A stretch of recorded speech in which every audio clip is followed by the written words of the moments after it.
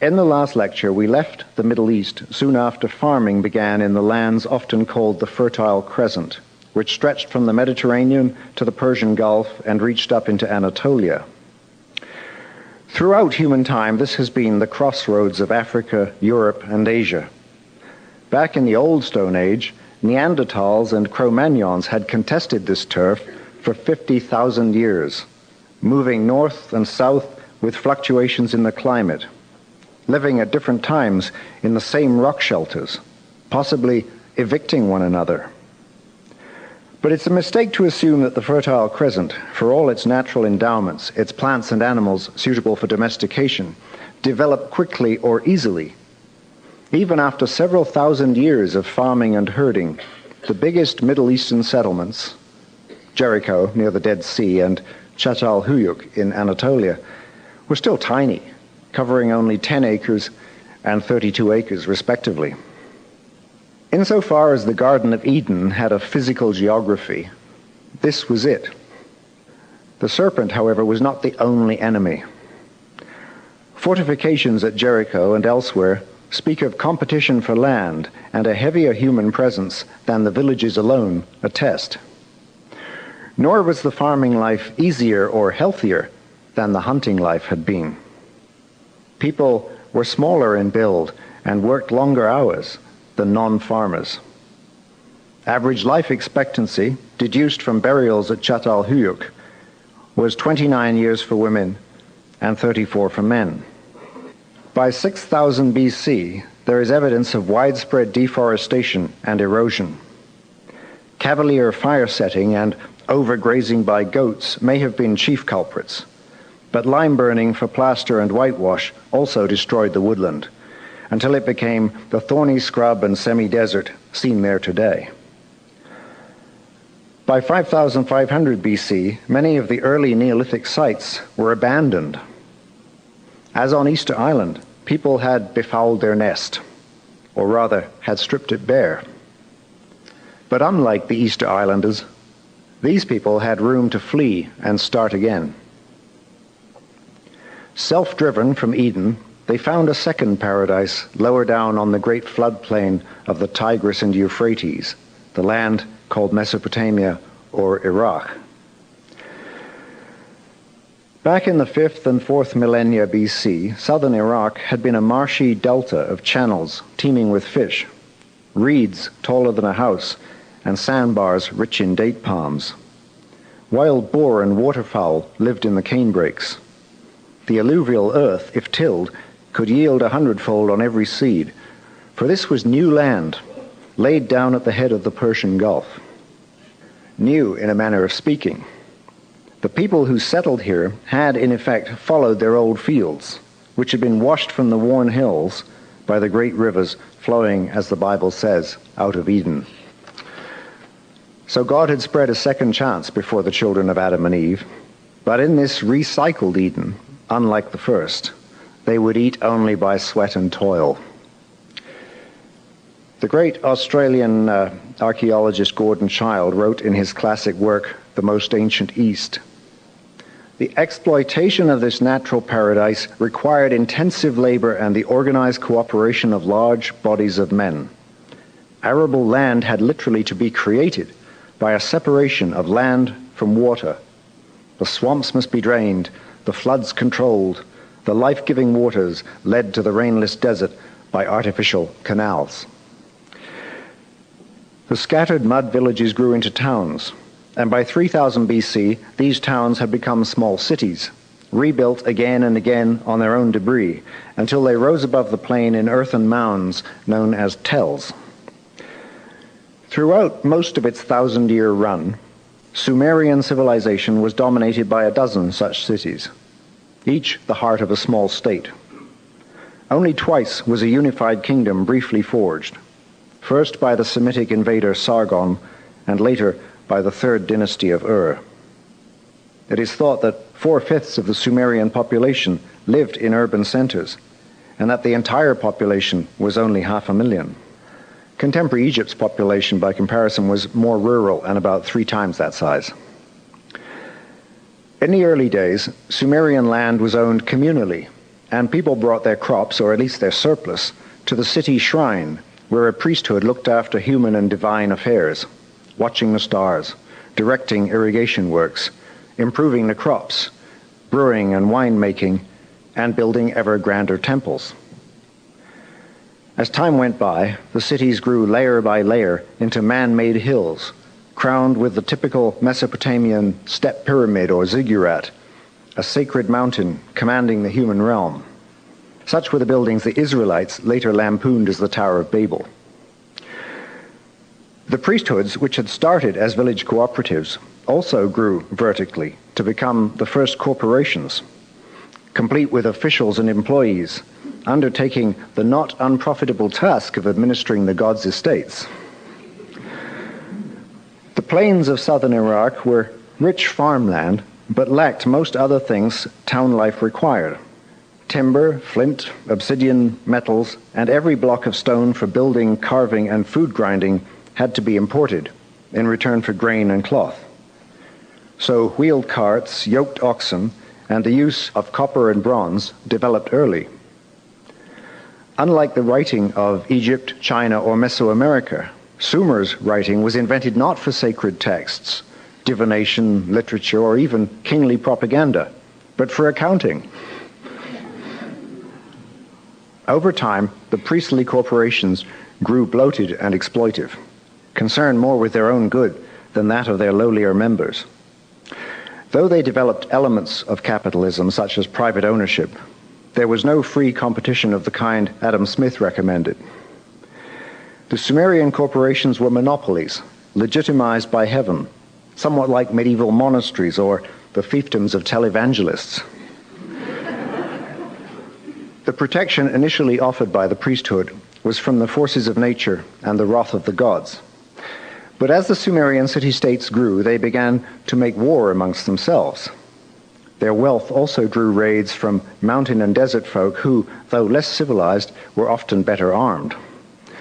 So it was that Uruk, at 1,100 acres and 50,000 people, by far the biggest Sumerian city, became strong-walled, the wonder of its world. Having invented irrigation, the city, the corporation, and writing, Sumer added professional soldiers and hereditary kings. The kings moved out of the temples and into palaces of their own, where they forged personal links with divinity, claiming godly status by virtue of descent from heaven, a notion that would appear in many cultures and endure into modern times as divine right.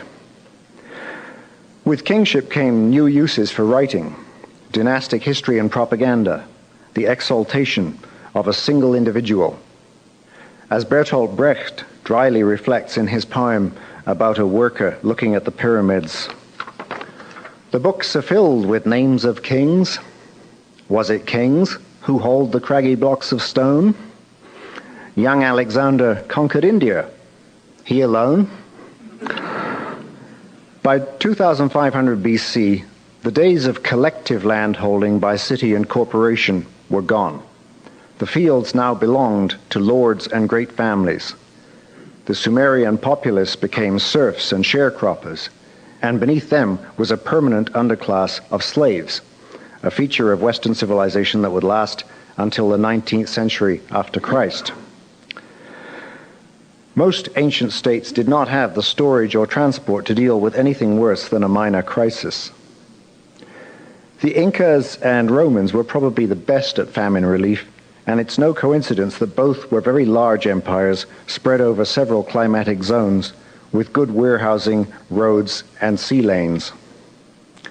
A small civilization such as Sumer, dependent on a single ecosystem and without high ground, was especially vulnerable to flood and drought. Such disasters were viewed then as now as acts of God or gods. Like us, the Sumerians were only dimly aware that human activity was also to blame.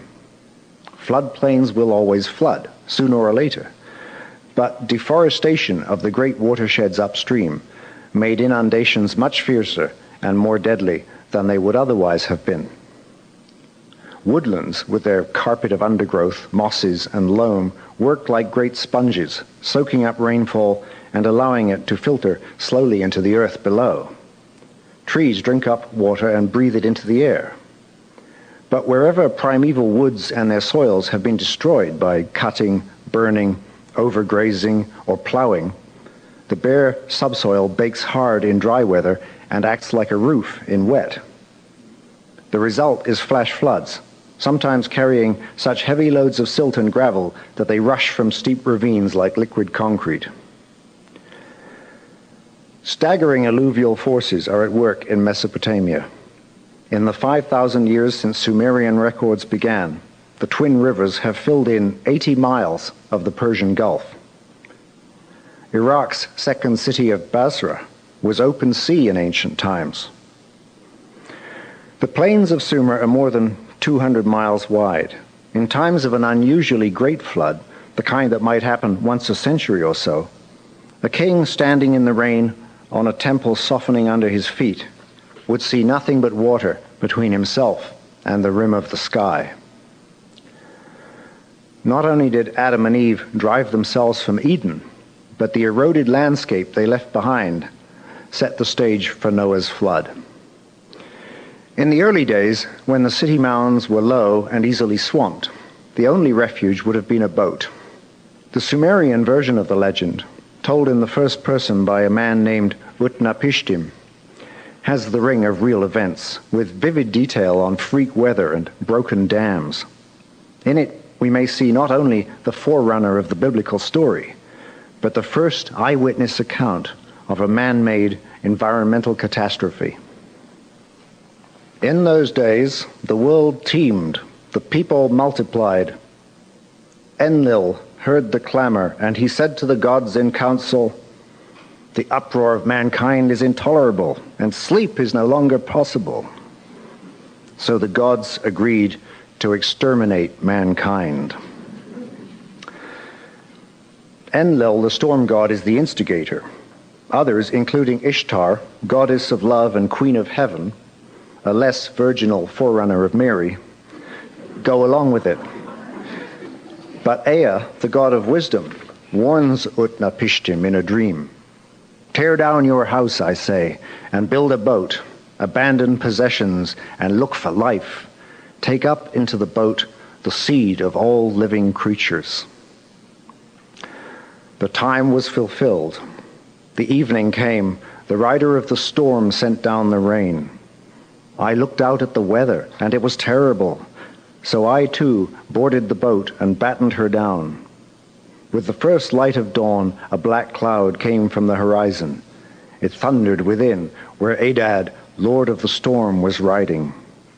Then the gods of the abyss rose up.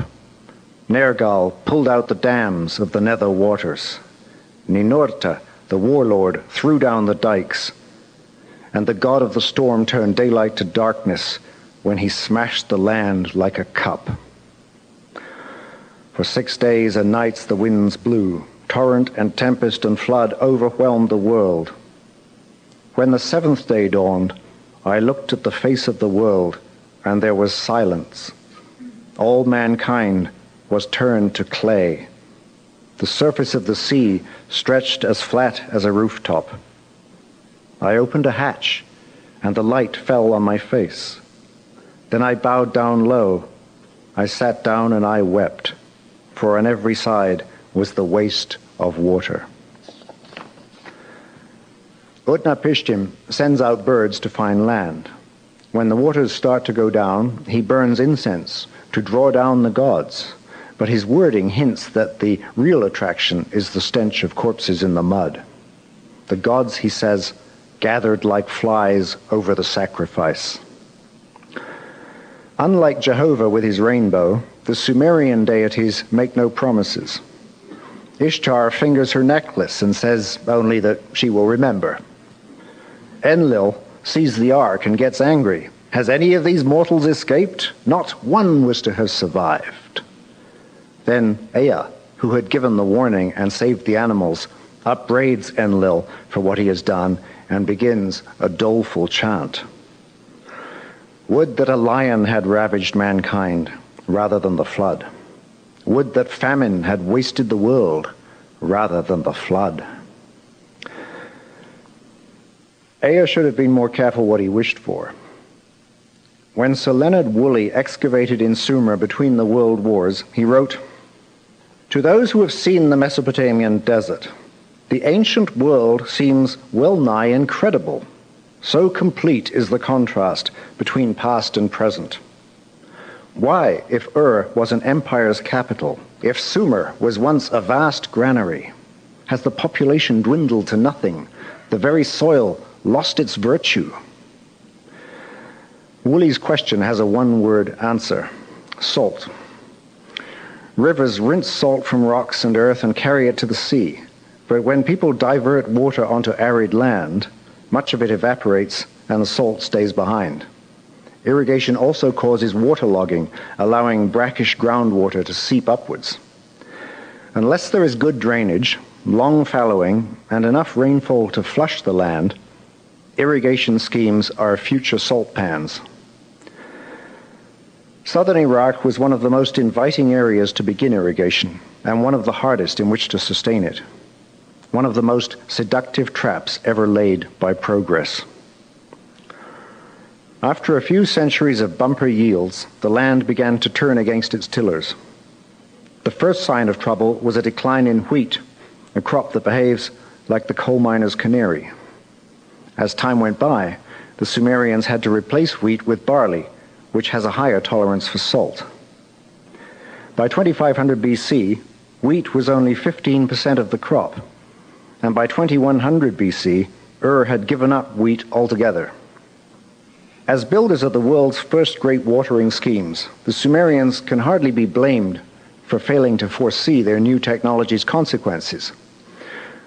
But political and cultural pressures certainly made matters worse. When populations were smaller, the cities had been able to sidestep the problem by lengthening fallow periods, abandoning ruined fields, and bringing new land under production, albeit with rising effort and cost. But after the mid-third millennium, there was no new land to be had. Population was then at a peak, the ruling class top-heavy, and chronic warfare required the support of standing armies, nearly always a sign and a cause of trouble. Like the Easter Islanders, the Sumerians failed to reform their society to reduce its environmental impact. On the contrary, they tried to intensify production, especially during the Akkadian Empire and their swan song under the third dynasty of Ur, which fell in 2000 BC. The short-lived empire of Ur exhibits the same behavior as on Easter Island, sticking to entrenched beliefs and practices, robbing the future to pay the present, spending the last reserves of natural capital on a reckless binge of excessive wealth and glory. Canals were lengthened, fallow periods reduced, population increased, and the economic surplus concentrated on Ur itself to support grandiose building projects. The result was a few generations of prosperity for the rulers, followed by a collapse from which southern Mesopotamia has never recovered. By 2000 BC, scribes were reporting that the earth had turned white with salt. All crops, including barley, were failing. Yields fell to a third of their original levels. The Sumerians' 1,000 years in the sun of history came to an end. Political power shifted north to Babylon and Assyria, and much later, under Islam, to Baghdad.